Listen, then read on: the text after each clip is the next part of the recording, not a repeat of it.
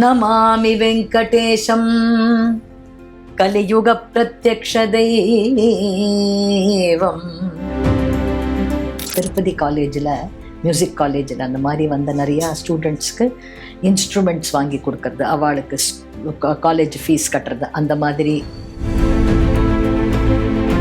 நம்ம 2 காலை படுக்கையை விட்டு கீழே வச்சோமா, எப்படி உங்களால் எல்லா லாங்குவேஜஸ்லேயும் பர்ஃபெக்டாக பாட முடியும்? வெளியில் ரோடில் இறங்கினா குஜராத்தி. அப்பொழுது முதல்வராக இருந்த கலைஞர் கருணாநிதி அவர்கள் ஆமாம், அந்த பாட்டை கேட்டுட்டு உங்களுக்கு அடுத்த நாள் தான் அந்த போஸ்டை கொடுத்தார். அம்மா உங்களுக்கு எந்த ஊர் அப்படின்னு கேட்டார். திருவாரூர். ஆமா. சமையல் எண்ணெய் மற்றும் உணவுப் பொருள் ஏற்றுமதியில் 20 ஆண்டு கால அனுபவம் பெற்ற ஸ்டார் எக்ஸ்போர்ட் ஹவுஸ் கயல் ஆக்ரோ ஃபுட்ஸ். வெங்கடேசரை பற்றி நீங்கள் ஒரு பாட்டு பாடுவீங்க. அதுக்கு முன்னாடி அந்த ஒவ்வொரு கிழமையும் வெங்கடாச்சலபதிக்கு நடக்கக்கூடிய அந்த சோடோபச்சாரங்களை பற்றி நீங்கள் பாடி அதை பாடுவீங்க. அந்த இடத்துல உண்மையிலையுமே இருக்கிறது நாடகான சபாவாக இருக்கலாம், இல்லை மியூசிக் அகாடமியாக இருக்கலாம், இல்லை நம்ம மயிலாப்பூர் ஃபைன் ஆர்ட்ஸாக இருக்கலாம். ஆனால் எல்லாருமே மனசெலவில் திருப்பதி மலை மேலே போய் அங்கேயே பிரத்யட்சமாக இருந்துருவாங்க. அந்த ஒரு டிரான்ஸ்ஃபர்மேஷனை அந்த பாட்டில் கொண்டு வந்து அந்த சாகித்ய கர்த்தா அவரை பற்றி, அது யாரோட காம்போசிஷனு, அது என்ன விஷயம்? அது ரொம்ப அழகான ஒரு ஸ்தோத்திரம். ராமூர்த்தி ராவ் சார் அப்படின்னு சொல்லிட்டு இப்போ இஸ் அ கண்டெம்பரரி கம்போசர். இதை இப்போ நம்ம மயிலாப்பூரில் சாய்பாபா கோவில் இருக்கு இல்லையா, அதுக்கு பின்னாடி தான் இருக்கார் அவர். அவர் இயற்றிய ஸ்தோத்திரம் அது. அது எப்படி இருக்கு பாருங்க. அதனுடைய வார்த்தைகளும் அதனுடைய அந்த அமைப்பும் அப்படி அவ்வளோ. அது நீங்க கொஞ்சம் பாடி காட்ட முடியுமா அந்த பீஸ்? நமாமி வெங்கடேஷம் கலியுக பிரத்யக்ஷ தெய்வம் வஜ்ரகிரீடதரம் வைடூர்ய கோமேதக புஷ்பராகநாகமணி கச்சித சங்க சக்ரமுதித ஹஸ்தத்வயம் சகஸ்ரநாமஸ்ய சகஸ்ரகாஞ்சனமாலாதரம் ஸ்ரீவாதிராஜயதி ப்ரோக்த शालिग्राममालाधरं उरस्थले श्रीदेवी भूदेवी निरंतर स्थितं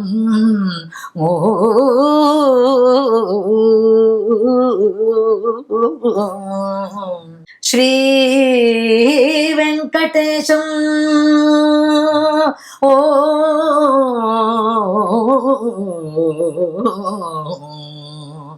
रविवासरे कविजनस्तोत्र प्रियकरं चंद्रवासरे चंद्रपुष्करिणी स्नान प्रियकरं मंगलवासरे श्रीगंधचंदन मिश्रित मंगलोदक स्नान प्रियकरं बुधवासरे बुधजनैर्वेदितं बृहस्पतिवासरे अखिल जगन्नेत्र दर्शन प्रियकरं कविनामधेय शुक्रवासरे निर्माल्य विसर्जन सुप्रभात तोमाल एकांत पुल्लंगी सेवा निरतं स्थिरनामधेय शनिवासरे नागोत्सव गरुडोत्सव पवित्रोत्सव सहस्र कलशाभिषेक ब्रह्मोत्सवादि नित्य कल्याणोत्सव प्रियकरो कल्याण वेंकटेशो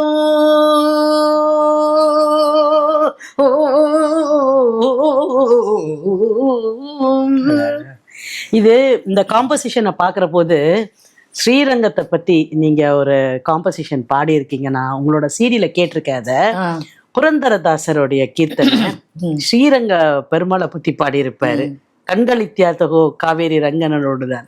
அதுல அவருடைய அலங்காரங்கள் மொத்தத்தையும் சொல்லி ரொம்ப அழகா இருக்கும் அந்த பாடல். அந்த அவருடைய முத்து மாலை, அவரு சந்திர புஷ்கரணி, ஆமா, எல்லாத்தையும் சொல்லி ரொம்ப அத ஞாபகம் முடியும். ஏன்னா இந்த காம்போசிஷன் அதுவும் பக்கம் இருக்க மாதிரி இருக்கு. உங்களை பத்தின எல்லாருக்குமான ஒரு வியப்பு என்ன அப்படின்னா, எப்படி உங்களால எல்லா லாங்குவேஜஸ்லயும் பர்ஃபெக்டா பாட முடியுது? அதுக்கு நீங்க என்ன பயிற்சி பண்றீங்க? பயிற்சின்னு சொல்றதை விட பம்பாயில வளர்ந்த ஒரு சன்னிவேசம் தான் சொல்லணும். ஏன்னா வீட்டில் தமிழ், வெளியில ரோட்ல இறங்கினா குஜராத்தி, இல்லைன்னா ஹிந்தி, இல்லைன்னா மராட்டி, ஸ்கூலுக்கு போனா இங்கிலீஷு ப்ளஸ் குஜராத்தி, இந்த மாதிரி பல பாஷைகள். கன்னடா, பெங்காலி இதெல்லாம் எப்படி படிச்சிருக்கீங்க? கன்னடா ஒன்ஸ் லாங்குவேஜஸ்ல எப்படின்னா ஃபர்ஸ்ட் 3-4 லாங்குவேஜ் நம்ம மனசுல வர்றதுதான் கஷ்டம். ஒன்ஸ் அந்த ஒரு எபிலிட்டி வந்துடுத்து வச்சுக்கோங்களேன், அப்புறம் எந்த சப்தத்தை நீங்க கேட்டாலும் அந்த பாஷை தெரியாட்டா கூட அவளை மாதிரியே அந்த துவனியை நம்ம இமிட்டேட் பண்றதுக்கு ஒரு ஆற்றல் நம்மளுக்கு வந்துடும். அதுதான் இந்த மல்டி லிங்குவல் நியூரோ பிளாஸ்டிசிட்டின்னு சொல்றாளே, அந்த மாதிரி வந்து விடுறது. அதனால அதுக்கப்புறம் எனக்கு இப்போ பெங்காலி தெரியவே தெரியாது. ஆனா பெங்காலில நான் பாட அந்த ஜாகோமாங்கிற பாடல் தான் ரசிகர்கள் விரும்பி, பெங்காலியே தெரியாதவா கேட்குற பாட்டு இது. என்ன ஜாகோ துமி ஜாகோ. ஸோ அது பெங்காலியே தெரியாது எனக்கு. ஆனா பெங்காலிக்காராலே ரொம்ப நல்லா பாடுறேனே, நீங்க உங்களுக்கு பெங்காலி தெரியுமான்னு கேட்குறா. ஒன்றும் தெரியாது. அது அந்த அந்த சப்தத்தை நம்ம காதுல வாங்கி மனசுல வாங்கிட்டு. நீங்க இசைக்கல்லூரிக்கு ஒரு பதவி வகிச்சீங்க. ஆமா. அந்த பதவி வகிக்கிறதுக்கு உங்களுக்கு அதுக்கு முன்னாடி நடந்த ஒரு நிகழ்ச்சி காரணமா இருந்தது. ஆமா. அந்த நிகழ்ச்சியில நீங்க பாடின ஒரு பாட்டு ரொம்ப முக்கியமான காரணமா இருந்தது. அப்பொழுது முதல்வராக இருந்த கலைஞர் கருணாநிதி அவர்கள் அந்த பாட்டை கேட்டுட்டு உங்களுக்கு அடுத்த நாள் தான் அந்த போஸ்டர் கொடுத்தாரு. ஆமா. அந்த நிகழ்ச்சியை பகிர்ந்துக்க முடியுமா? எனக்கு வந்து கொஞ்சம் மறக்கிறது, நீங்க உங்களுக்கு ஞாபகம் இருக்குன்னா நீங்க கொஞ்சம் எனக்கு நினைவு முடுத்தணும். ஏன்னா அது என்ன அது வந்து ஒரு பெரிய நிகழ்ச்சி நடக்கிறது. சீஃப் மினிஸ்டர் அப்போ கருணாநிதி சார் இருந்தார். அவர் மேடையில் உட்காந்துருக்கார், பல பிரமுகால் உட்காந்துருக்கார். ஐ திங்க் ஸோ கவிஞர் வைரமுத்து கூட உட்காந்துருந்தார் அந்த மேடையில். அப்போது தமிழில் ஒரு ஸ்பீச் நான் வந்து கொடுக்கும்படியான, பிகாஸ் அந்த ஏதோ என்ன பேச சொன்ன ஒரு கேசட் வெளியீடு. கேசட், அது திருக்குறளை பற்றின கேசட். அதனால சிடி ரிலீஸ் போது நான் பேசினேன். பேசின போது அந்த அடித்தல் திருத்தல் கிற்கல் அதானே சொல்ல வரேன் நீங்க. அதாவது நான் மொசார்ட் மீட்ஸ் இதுன்னு வந்த கேசட் அது. ஆமா, மொசார்ட் மீட்ஸ் ஈஸ்டோ ஏதோ ஈஸ்ட் மீட்ஸ் அந்த மாதிரி ஏதோ ஒரு கேசட்டு. அதுல அந்த பேச்சுல நான் சொன்னேன் இந்த மாதிரி மோட்சார்ட் அவர் வந்து சாங் அந்த நோட்ஸ் எழுதுவார் இல்லையா. அப்போ நான் இந்த இதிகாசத்துல படிச்சிருக்கேன், மியூசிக்கல் ஹிஸ்ட்ரியில. எப்படின்னா அவர் அப்படியே அந்த மனசுல எண்ணற அந்த நோட்ஸை வந்து அப்படியே அந்த இங்கிலீஷ் ஸ்டாஃப் நோட்டேஷன் ஜெர்மன்ல தானே எழுதணும். அந்த டயக்ராமா இருக்கும். அது அப்படியே ஒரு அடித்தல் கிறுக்கல் திருத்தல் இருக்காதான், அப்படியே எழுதின்னு வருவாராம். அப்படி அந்த மியூசிக் அவரோட மனசுலேருந்து அப்படி அருவியா ஓடும். அது அந்த கையில வந்து அப்படி எழுதுவாராம். அப்போ நான் சொன்னேன் இந்த மாதிரி முதல்வருக்கும் அவர் எழுதும் போதும் பேசும்போதும் அதே மாதிரி நீரோட போல அவர் வந்து அதை இது பண்றாருன்னு. அவர் உடனே வந்து என்ன அந்த ஸ்பீச்சை நான் முடிச்ச உடனே, அம்மா உங்களுக்கு எந்த ஊர் அப்படின்னு கேட்டார். நான் சொன்னேன் திருவாரூர் தான் எங்க அப்பாவுக்கு. ஒரே சந்தோஷம் அவர். திருவாரூர், ஆமா அதுதான் அப்படி பேசுறீங்க நீங்க. பெரிய நெடும் பயணம் தான் உங்களுடைய வாழ்க்கைன்றது.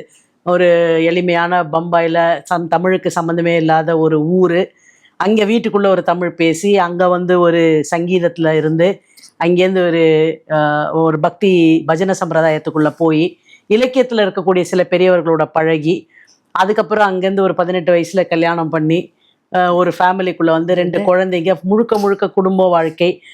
சங்கீதம் மேடையில பாட போறேன்னே ஒரு ஐடியாவே இல்லாம பிருந்தாமாவுடைய சிக்ஷை கிடைச்சு, பிருந்தாமாவோட சிக்ஷை. அதுக்கப்புறம் இங்க வந்து நீங்க என்ன பாடிட்டு இருக்கிறீங்க, என்ன நினைச்சிட்டு இருக்கிறீங்க உங்க மியூசிக்கை பத்தின்னு ஒரு சாதாரண ஒரு பர்சனுடைய ஒரு வார்த்தையை சாதாரண பர்சனோட வார்த்தைன்னு நினைக்காம இது ஒரு முக்கியமான வார்த்தைன்னு ஒரு ஸ்பார்க் அதுல இருந்து எடுத்துக்கிட்டு அதுல இருந்து இம்ப்ரோவைஸ் பண்ணி மறுபடியும் கச்சேரிகளுக்கு வந்து எந்த மேடைகள்ல வந்து உங்களோட கச்சேரிகளுக்கு வெறும் 40 பேர் 50 பேர் இருந்தாங்களோ அதே மேடைகளுக்கு நீங்க திருப்பி வந்து பாட வரும்பொழுது 4 மணிக்கு வந்து டிக்கெட் வாங்குறவங்களாக அந்த மேடைகளை மாத்தினது அப்படின்ற இந்த நெடும் பயணத்தின் நீங்க கடந்து வந்திருக்கிறீங்க. ஷெவாலியர் விருது வாங்கியிருக்கிறீங்க, பத்மஸ்ரீ விருது வாங்கியிருக்கீங்க. எல்லோருமே வாழ்நாளில் ஒரு கர்நாடக சங்கீத கலைஞர் ஆசைப்படக்கூடிய அந்த எல்லையான சங்கீத கலாநிதியை நீங்கள் தொட்டு பார்த்துருக்கீங்க. இது எல்லாத்தையும் தாண்டி இந்த சங்கீதம் உங்களுக்கு என்ன கொடுத்துருக்குன்னு நீங்கள் நினைக்கிறீங்க? ஆத்ம ரூபமா உணரக்கூடிய ஒரு ஹேதுவா இருந்திருக்கு இந்த சங்கீதம். அது ஒரு அது எல்லாத்தையும் விட அது ரொம்ப பெரிய பெரிய ஒரு இறைவனுடைய ஒரு பிளெஸ்ஸிங்காக நான் நினைக்கிறேன் நான். ஏன்னா அந்த சங்கீதம் வந்து ஒரு very quick way of realising God if you are really into it. அது வந்து சங்கீதத்தினால தானே முடிஞ்சுது. இதுதான் ஐ வேல்யூ மோஸ்ட். அதாவது வாழ்க்கையின் பயன். நம்ம தினமும் காலையில் எழுந்திருக்கும் போது இந்த வாழ்க்கை, there is some purpose to life, there is an atma inside which is that அப்படிங்கிற ஒரு உணர்வோடு நம்ம வாழணும் இல்லையா? அவ்வளவுதான். அது வரைக்கும் தான் நம்ம வர முடியும். பெரிய நம்ம we are ordinary people, but at least there is a sense of divinity and purpose to life. பர்பஸ்ன்னு சொன்னதுனால இந்த கேள்வி இது நிறைவு கேள்வியாக வைக்கலாம். உங்களுக்கு நிறைவு தரக்கூடியது வாழ்க்கையில் நீங்கள் பாடின இந்த சங்கீதத்தின் மூலமாக அப்படின்ற கேள்வியாக கூட வைத்துக்கலாம். பர்பஸ்ன்னு சொன்னீங்க இல்லையா? இப்போ நம்ம செய்கிற எந்த ஒரு காரியத்துக்கும் ஒரு பர்பஸ் இருக்கணும். பாடணும், மக்கள் மகிழ்ச்சியாக இருந்தாங்க, அதையும் தாண்டி நம்ம பாடணும், நம்மளுக்கு ஒரு பொருளாதாரம் வந்தது, அதையும் தாண்டி இந்த பொருளாதாரத்தை வைத்து நீங்கள் இந்த சமூகத்திற்கு என்ன செய்திருக்கிறீர்கள்? இப்போ எல்லாருக்கிட்டையுமே what I got I have to give it back to the society அப்படின்னு ஒரு கான்செப்ட் இருக்கு. ஆமா, இது கார்பரேட்ல வந்து சிஎஸ்ஆர்ன்னு சொல்றாங்க, சோஷியல் ரெஸ்பான்சிபிலிட்டி. நீங்க அந்த மாதிரி என்ன பண்ணியிருக்கீங்க? நாத யோகம் ட்ரஸ்ட், அருணா சாய்ராம் ஃபவுண்டேஷன் அப்படின்னு 2 ட்ரஸ்ட் மூலமா, எதுக்கு அது சொல்ல வரேன்னா அந்த ட்ரஸ்ட் மூலமா செஞ்ச காரியங்கள். நிறையா ஸ்டூடெண்ட்ஸ் இந்த அக்ரிகல்ச்சரல் பெல்ட்லேருந்து வர காலேஜில் படிக்கிறது, முக்கியமாக திருப்பதி காலேஜில், மியூசிக் காலேஜில் அந்த மாதிரி வந்த நிறையா ஸ்டூடெண்ட்ஸ்க்கு இன்ஸ்ட்ருமெண்ட்ஸ் வாங்கி கொடுக்கறது, அவளுக்கு காலேஜ் ஃபீஸ் கட்டுறது, அந்த மாதிரி நிறையா நம்ம பண்ணியிருக்கிறோம். அதுக்கப்புறம் பிருந்தாம்மா, என்னுடைய குரு பிருந்தாம்மாவை பற்றி அமர் சித்திர கதாவோட மாடலில் ஒரு pictured comic book with her entire biography அதை பப்ளிஷ் பண்ணி அதை ரிலீஸ் பண்ணியிருக்கிறேன். ஓகே. இதுக்கு மேலே கேன்சர் ட்ரீட்மெண்ட்டுக்கு வந்து நிறைய கச்சேரிகள் பண்ணி ரொம்ப இறையருள்ள நிறையா செல்வம் ஈட்டி அந்த கேன்சர் பேஷண்ட்ஸ்க்காக, அதாவது ஹாஸ்பிஸ், அதாவது கேன்சர் பேஷண்ட்ஸ் வந்து அந்த டெர்மினல் ஸ்டேஜ் வந்தபோது அவள் டிக்னிட்டியோட அவங்க வாழணும் அப்படிங்கிறதுக்காக சில ஃபெசிலிட்டிஸ் இருக்குது. அது இப்போலாம் நிறையா வந்திருக்கு, அப்போது கம்மியாக இருந்தது. அதுக்கெல்லாம் வந்து நிறையா ஃபண்ட்ஸ் ரேஸ் பண்ணி கொடுத்து, அந்த மாதிரி என்னால் எவ்வளவு முடியறதோ அந்த மாதிரி காசஸ்க்கு நிறையா நான் பண்ணியிருக்கேன். ஈவன் இப்போ மகாபெரிவா வந்து அவளுக்கு ஒரு நியூ ஜெர்சியில் ஒரு மணிமண்டபம் இப்போ கன்ஸ்ட்ரக்ஷன் ஆகிருக்கு இப்போ தான், அதனுடைய பெனிஃபிட் கான்சர்ட்டு பாடியிருக்கேன் நான். ஸோ அந்த மாதிரி நிறையா ஸ்பிரிச்சுவல் காசஸ், சோஷியல் காசஸ், அதுக்கு நிறைய. இந்த உங்களுடைய வாழ்க்கையினுடைய பயணத்தினுடைய இறுதி நோக்கம் அல்லது லட்சியம் என்ன? இறுதிங்கிற இடத்துக்கு இல்லை, what is the end goal for me அப்படின்னு சொல்லுவோம் இல்லையா? ஆமா, எனக்கு this is the end purpose of my life is only this. நான் அப்படி யோஜனையே பண்ணலை. எனக்கு எப்படின்னா, காலையில் எழுந்திருந்தோமா, நம்ம 2 காலை படுக்கையை விட்டு கீழே வச்சோமா, அதுவே ஒரு மிரக்கல். அப்புறம் எழுந்துட்டோமா, அதுவே ஒரு மிரக்கல். அன்றைக்கி சாப்பிட்ட உணவு வந்து ஜீரணமாச்சா, அதுவே ஒரு மிரக்கல். இப்படி ஒன்னொன்னும் அன்னன்னைக்கு நடக்கிற வேலையாக தான் நான் பார்க்குறேனே தவிர, இந்த உயிர் எப்போ வரைக்கும் இருக்கோ அது வரைக்கும் என்னென்ன செய்யணுமோ அதை எனக்கு எப்படி இறைவன் வந்து அருள் கொடுக்குறானோ நான் பண்ணுவேன். I will not I want to live a useful life, but I don't have இந்த மாதிரி இதெல்லாம் நம்ம சாதிச்சே ஆகணும் அப்படின்னு நான் அந்த மாதிரி நினைக்கவே இல்லை. இப்போ லைஃப் வந்து ப்ரீ ஆர்டெயின்டே தானே தவிர என்னோட டிசைன் இல்லைன்னு நீங்கள் நம்புறீங்களா? அப்படிதான். ஏன்னா நீங்கள் பாருங்களேன், நீங்களே சமப் பண்ணிட்டேலே, எங்கே பாம்பே, எங்கே மட்டுங்கா, எங்கே பார்சி காலனி, எங்கே வடாலா, எங்கே மயிலாப்பூர், எங்கே வந்து இங்கே centre stage of the Carnatic world. அப்படிங்கும்போது அந்த டிஸ்டன்ஸை நான் தாண்டதே வந்து ஒரு அருள் இல்லைன்னா எப்படி? எவ்வளவோ பேர் வந்து உதவி பண்ணி கைடன்ஸ் கொடுத்து சந்தர்ப்பங்கள் அப்படி வரதானே நடந்தது. நம்மளுடைய சாமர்த்தியத்தால் அது நடந்ததுன்னு நம்ம நினச்சிட்டோன்னா அதை விட ஒரு தப்பான எண்ணமே கிடையாது. அது மாதிரி தான் நான் நினைக்கிறேன். சரி, பாம்பேலேருந்து தமிழ்நாட்டுக்கு வந்தீங்க. Last question of this interview. நீங்கள் பத்மஸ்ரீ அச்சீவ் பண்ணியிருக்கீங்க, அது மத்திய அரசாங்கம் உங்களுக்கு கொடுத்த விருது. நீங்கள் சங்கீத கலாநிதி வாங்கினீங்க, அது எல்லோருடைய கனவாகவும் இருக்கக்கூடிய மியூசிக் அகாடமி சங்கீத வித்வத் சபை உங்களுக்கு கொடுத்தது. நீங்கள் ஷெவாலியர் அவார்டு வாங்கினீங்க, அது ஃப்ரெஞ்சு அரசாங்கம் கொடுத்தது. தமிழக அரசு உங்களுக்கு கொடுத்த விருது கலைமாமணி. எந்த பீரியட்ல வாங்குனீங்க? அது வந்து ஜெயலலிதா அம்மாவோட பீரியட் போது அந்த அவார்டு எனக்கு கொடுத்தாங்க. அப்போ நீங்கள் சொல்கிற மாதிரி அந்த கலைமாமணி கிடச்சிடுச்சுன்னா அது ஒரு பெரிய சொல்கிற மாதிரி நம்மளுடைய கோல் எல்லாம் அடுத்த ஸ்டெப்பு தான். அதுக்கு மேலே நம்மளுக்கு லைஃப்பில் திங்க் பண்ணுறதுக்கு என்ன சக்தி கிடையாது. அப்போ அந்த ஸ்டேஜில் நான் இருக்கும்போது அந்த கலைமாமணிங்கிறது ஒரு பெரிய வேலிடேஷன், ரொம்ப பெரிய வேலிடேஷன். நம்ம தமிழ்நாட்டில் நம்ம பாட்டை அவங்க ஆமோதிக்கிறாங்கங்கிறது ரொம்ப பெரிய விஷயம். I still remember the moment when I went on the stage. அந்த அம்மா அவனுடைய கையால் அந்த அந்த அவார்டை வாங்கி அது ஒரு ரொம்ப it's a mile stone in my life. உங்கள் வாழ்க்கையினுடைய மிகப்பெரிய திருப்பு முனையாக இருந்த தமிழ்நாட்டில் உங்களுக்கு நிறைய இன்டர்வியூஸ் பண்ணியிருப்பீங்க. எந்த இன்டர்வியூ உங்கள் மனசில் இன்றைக்கும் இல்லை அந்த இன்டர்வியூ வந்ததுக்கு அப்புறமா உங்களை பயங்கரமான ரசிகர்கள் கூப்பிட்டு ஏதாவது சொல்லியிருப்பாங்க? எந்த இன்டர்வியூ, எங்கே வந்தது, எது? ஆனந்த விகடன் தீபாவளி மலர் அந்த இது எழுதினீங்களே, நீங்கள் எழுதின அந்த இதில், அதாவது அதுவரையில் யாருமே அந்த மாதிரி கேள்விகளே எனக்கு கேட்கல.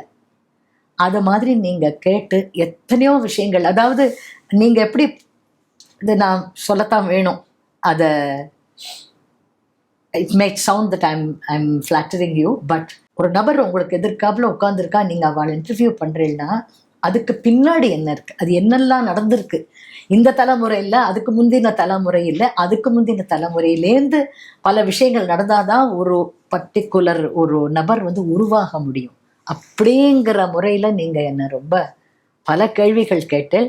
ஸோ இனிமே இல்லைங்கிற மாதிரி அந்த இன்டர்வியூ நானும் 3 தலைமுறைகளும் தீபாவளி மலர்ல வந்து. ஆமாம் ஆமாம், அதனால அது மறக்க முடியாது எனக்கு. இத்தனை வருஷம் ஆகி கூட அந்த இன்டர்வியூ விகடவே முடியாது.